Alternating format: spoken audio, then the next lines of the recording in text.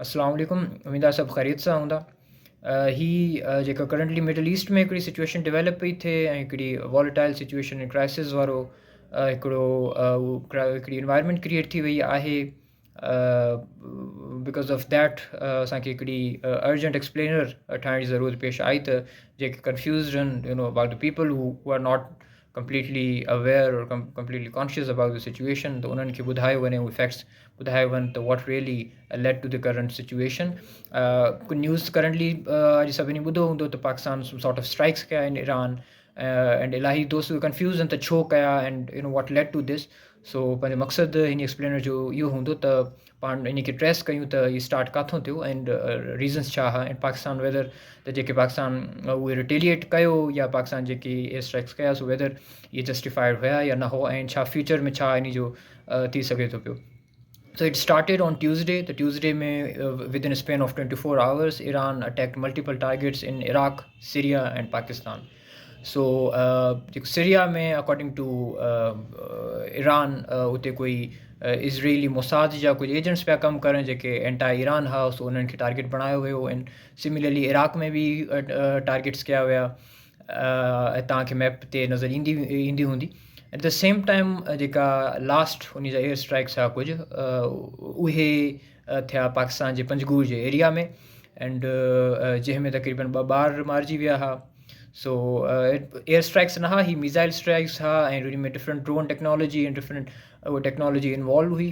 ठीकु आहे. So initially त जेको फस्ट रिस्पॉन्स थींदो आहे कंहिं बि मुल्क जो डिप्लोमेटिकली, सो उहो पाकिस्तान जो इहो त पाण कंडेम कयोसीं उन खे, त इन खे as an unprovoked violation of our sovereignty and our air space.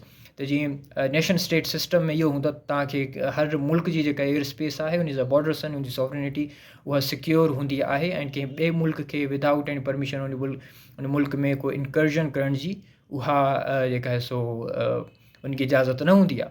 सो पाकिस्तान इन खे एज़ अ वायलेंट एक्ट उहो कंसिडर कयो एंड फस्ट जेको असांजो रिस्पॉन्स हुयो त असां उन खे कंडेम कयोसीं.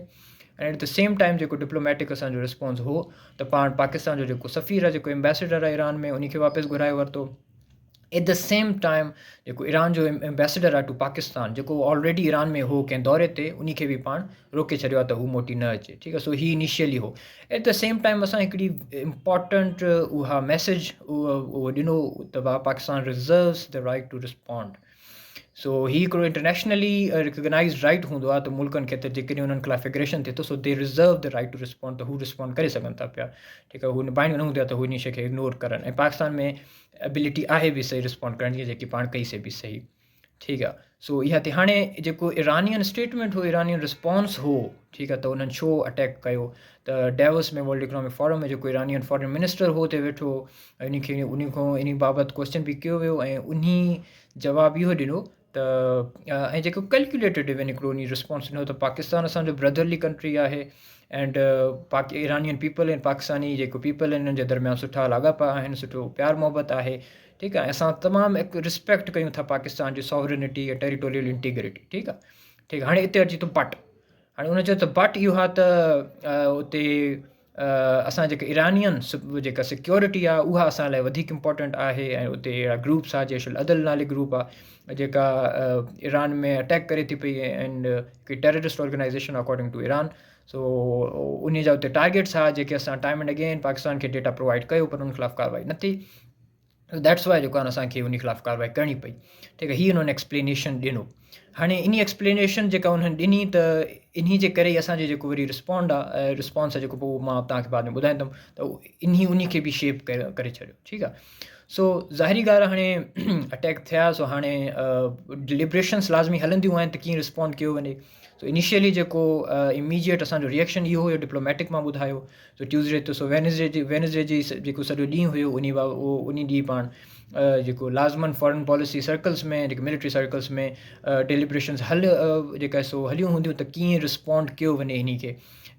छा जेका ही तमामु कैलकुलेटेड मैनी कैलकुलेशन्स तव्हांखे इन्वॉल्व करणा पवंदा आहिनि. छा जेका तव्हांजो बॉर्डरिंग रीजन आहे एंड इलाही फैक्टर्स हूंदा आहिनि एंड प्रोपोर्शनेट रिस्पॉन्स कीअं ॾिजे त जेतिरो असांखे उन्हनि जेको आहे सो उहा अटैक्स कयूं आहिनि ओतिरा ई इक्वल टू दैट असां अटैक कयूं इन ईरान, त उन खां न वधि हुजे न घटि हुजे. ठीकु आहे.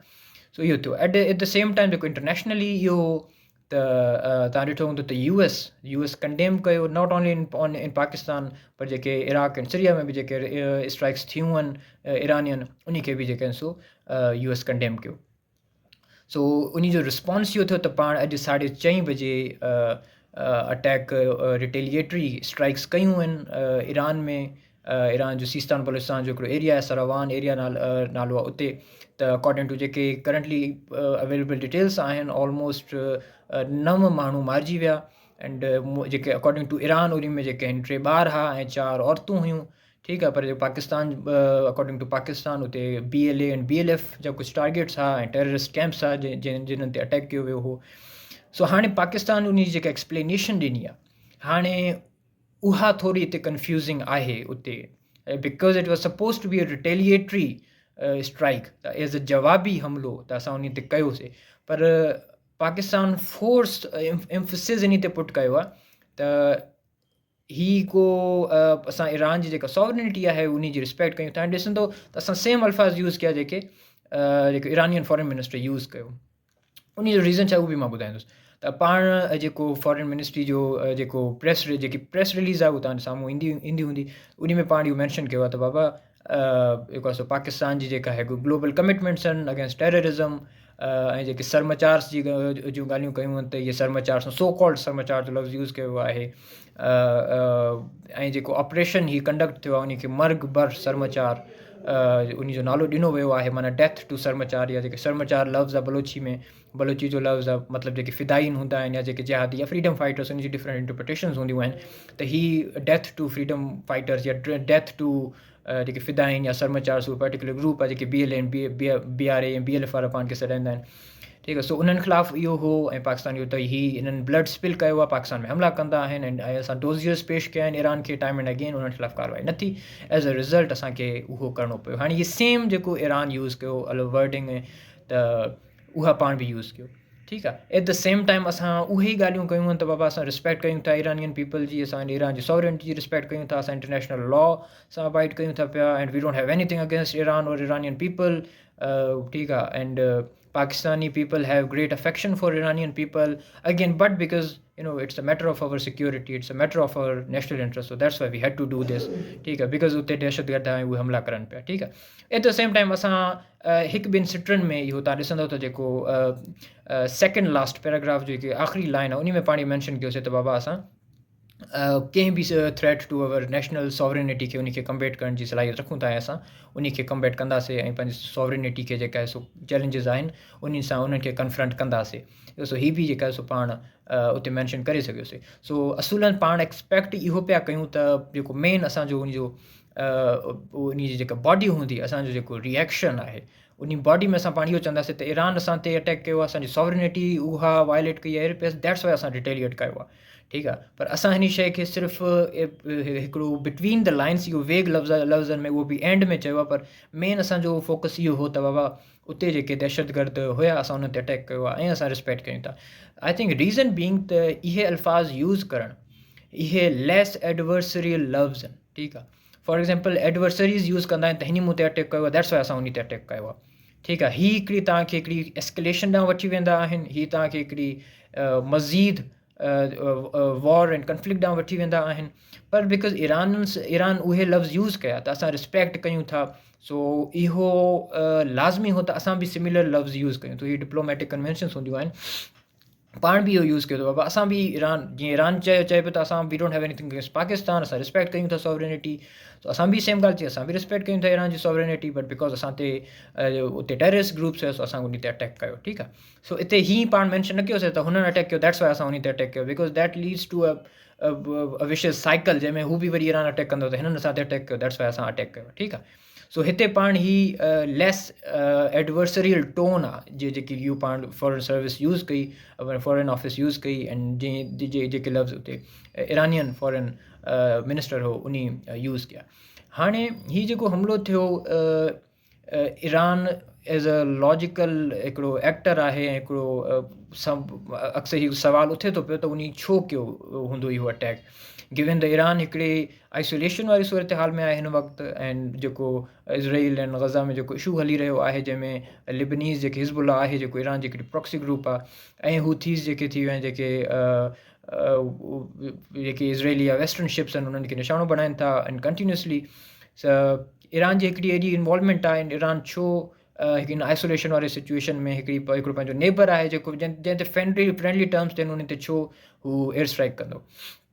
सो मे बी हिन ॿ फैक्टर्स अची सघनि था पिया। त पहिरीं ॻाल्हि त ईरान पंहिंजी आइसोलेशन ऐं जेको ही बिसीज माइंड सेट आहे उन लाइ पंहिंजी बहादुरी ॾेखारे पियो त ॾिसो मां एतिरो पाण एतिरो त घेरियल आहियूं, एतिरो हिन मुश्किलातुनि में आहियूं, पर स्टिल ठीकु आहे असां एतिरा बहादुर आहियूं त असां पंहिंजे दुश्मननि खे टक्कर ॾेई सघूं था पिया। ऐं यादि करण जी ॻाल्हि आहे त कुझु हफ़्ता अॻु में ई ईरानी जेको रेवोल्यूशनरी गार्ड जो हिकिड़ो जनरल हो ऐं उहो मारिजी वियो, उन खां अॻु में क़ासिम सुलेमानी मारिजी वियो हो।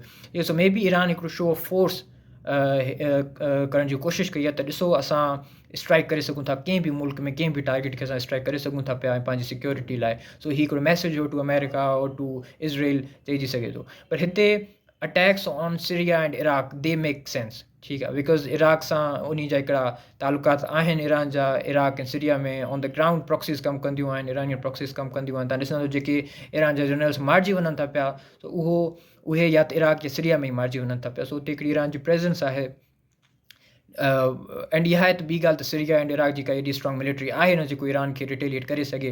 एंड ईअं थियो बि आहे, तव्हां ॾिसंदो इराक ते जेके स्ट्राइक्स थियूं आहिनि उन जो रिस्पॉन्स इहो हो त इराक उन खे कंडेम कयो ऐं उन चयो त असां कंप्लेन कंदासीं to UN security council, because this is all they can do.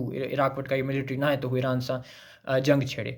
पर attacks on Pakistan doesn't make sense. न त पाकिस्तान बिकॉज़ ताज़ो ई असां वटि प्रेसिडेंट आहे 2019 वारो, जॾहिं पाण जेके इंडिया हिकिड़ी जेकी मिसएडवेंचर कई आहे पाण उन खे रिस्पॉन्ड कयोसीं ऐं जेके इंडियन स्ट्राइक्स थिया पाण उन जे रिस्पॉन्स में स्ट्राइक कयूंसीं। एंड पोइ जॾहिं वरी इंडियन जेके जेट्स आया पाण 2 जेट्स करायासीं, जीअं पोइ अभिनंदन वारो सॼो उहो जेको असां उहो सिनेरियो थी पियो हो, ठीकु आहे। हालांकि इंडिया 3 टाइम्स बिगर पावर आहे, ठीकु आहे। So when a country which takes a 3 times bigger military force head on, लेकिन पोइ ज़ाहिरी ॻाल्हि आहे पोइ ईरान त उन में उन इक्वेशन में उन जो त लाज़मी ॻाल्हि आहे, उहो त आउट ऑफ डिबेट आहे। त असां जॾहिं इंडिया जहिड़े पावर सां उन सां जंग रिस्क करे सघूं था पिया, सो वाई नॉट ईरान, पोइ असां ईरान सां बि उहो करे सघूं था पिया।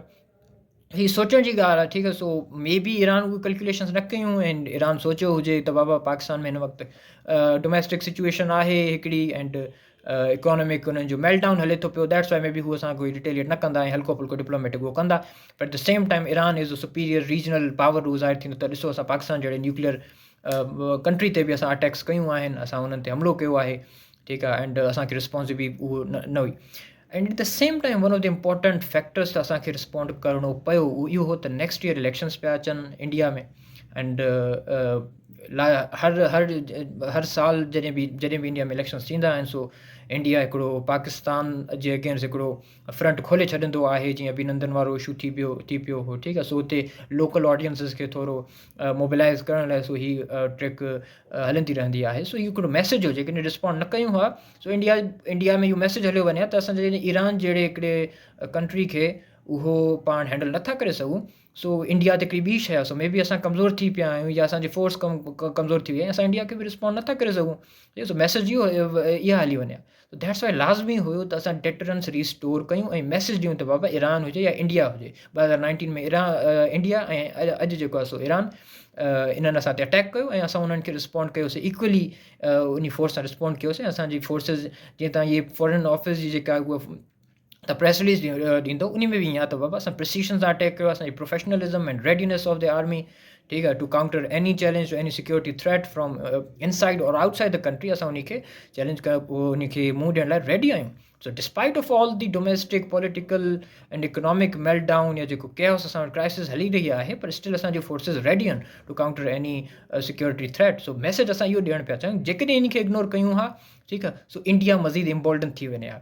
इंडिया में ग़लति मैसेज हलियो वञे हाणे इंडिया में हिकिड़ी ॿी प्रेसिडेंट असां क़ाइमु करे छॾी आहे इंडिया लाइ त बाबा 2019 में बि असां काउंटर कयो आहे 2024 में बि असां इरानियन एग्रेशन खे काउंटर कयो आहे एंड इन फ्यूचर बि जेकॾहिं इंडिया तरफ़ों को इलेक्शन जे टाइम ते काई अहिड़ी ब्रिंकमैनशिप थी असां उन खे बि काउंटर कंदासीं ठीकु आहे सो हाणे लाज़मी ॻाल्हि आहे सोचण जी ॻाल्हि आहे त आख़िर अच्छा हीअ बि आहे त ईरान ऐं पाकिस्तान जे दरमियान हीअ जेके बॉर्डर स्क्रिमिशेस आहिनि उहे कॉमन आहिनि ठीकु आहे बॉर्डर जे एरियाज़ में कॾहिं उतां अटैक थींदो आहे कॾहिं हिन पासे को अटैक थींदा आहिनि कॾहिं ॿई फोर्स पाण ते अटैक्स कंदा आहिनि रीज़न बि इहो आहे त बॉर्डर जा जेका कोई अहिड़ो स्केच्ड या वेल डिफाइंड बॉर्डर आहे न ठीकु आहे सो उते समटाइम्स कंफ्यूजन जे करे या आर्ग्यूमेंट जेको अज़म्पशन वरितो वेंदो आहे त यार कंफ्यूज़ या फोर्सिस खे ख़बर न हो ठीकु आहे हू हिक ॿिए जी टेरिटरी में दाख़िल थी विया ठीकु आहे पर ही डीप इनसाइड पाकिस्तानी टेरिटरी हुई 80 किलोमीटर्स इनसाइड पाकिस्तान पंजगूर जो एरिया हो सो उन ते अटैक थियो so that's my that means त ही वेल डिफाइंड एंड वेल कैलकुलेटेड हिकिड़ो इरानियन मूव जेको ग़लती या मिस्टेक न हुई